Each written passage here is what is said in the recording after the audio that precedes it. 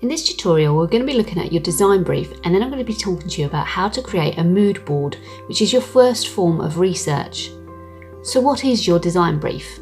For this project, bake sales have been a popular event at a range of events for many years. The sale of cakes are particularly effective at raising money for charities. You've been commissioned to design and make a batch of extravagant cupcakes that can be auctioned at a busy home education event or festival in order to raise money for your chosen charity. If you've never created a mood board before, a mood board is a form of visual research, so it's a way of collecting information together. Equipment and materials that you might find useful. You don't have to have all of these things, but you might find it useful to have a selection of coloured paper or scrap paper. Researched imagery relevant to your design theme is vital. A selection of marking tools, for example pens, coloured pencils, fine liners, drawing pencils, and perhaps a craft mat if you're planning on using a craft knife to cut up your images. So a mood board is effectively a collection of images that is themed around a research topic, and it helps you with your design ideas. So what kinds of things can you include on your mood board? Well, there's no rules and there's no right or wrong way of doing this, but this is a good suggestion as a place to start.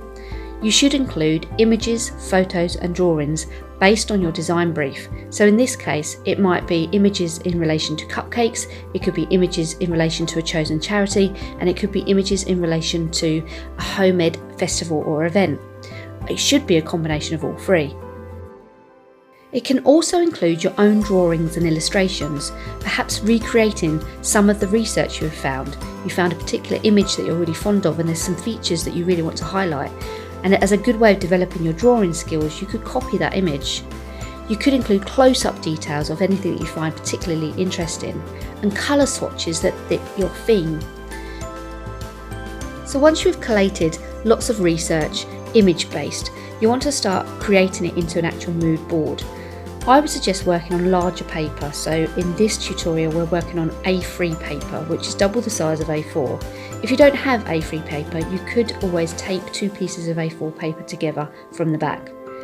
So I've collected a lot of images in relation to a particular charity, but also been looking at cake decorating techniques or cakes that I think would be linked to this charity in some way.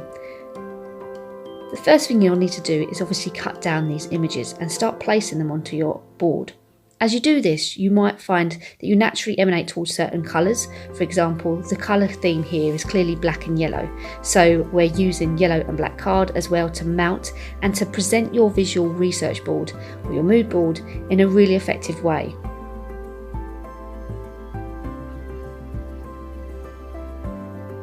As we said earlier in this tutorial, you can include illustrations as well.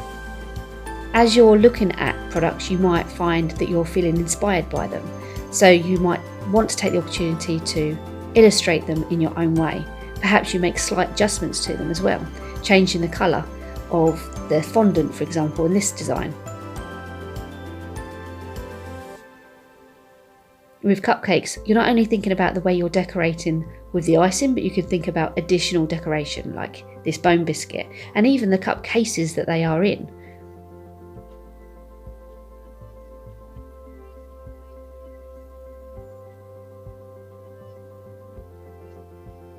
There really is no wrong or right way of making a mood board. It is a case of adding lots of different images, experimenting, using colour, in a way that's going to help you with your design ideas. If you don't invest enough time at this initial research stage, you might find that you struggle to come up with variety in your design ideas. We mentioned earlier about using colour swatches, so again, that can just be a case of either colouring in a piece of paper in the chosen colour theme, or like we've done here, cutting out from coloured paper to indicate the colours you're going to be concentrating on for your design ideas. Now you can get your images from a range of sources. It doesn't have to just be printed off from the internet, and in fact it's always good to look at a range of different sources. So for example, magazines or food magazines might be a good source of material for you as well. You can continue to build onto your mood board, adding more images, adding more designs and illustrations, and even annotation as well. So it's important to sort of jot down your thoughts as you are working on your mood board. This will help you again when it comes to actually designing your cupcake cakes, it will help to inspire you.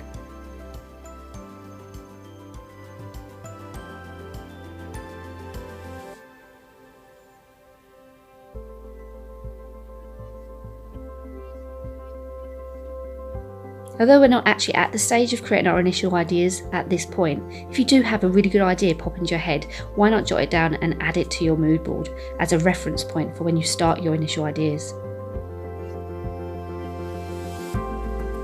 Think carefully about how you place everything on the page as well, so that it looks well balanced and you haven't got lots of images on one side of the page and not many on the other.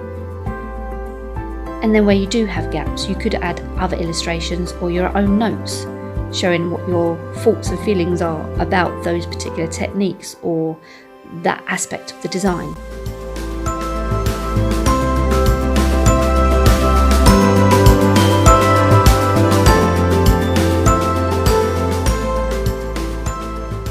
So don't forget what it is you're actually designing towards in the end. So making notes on processes as well will help you when it comes to you making your cakes.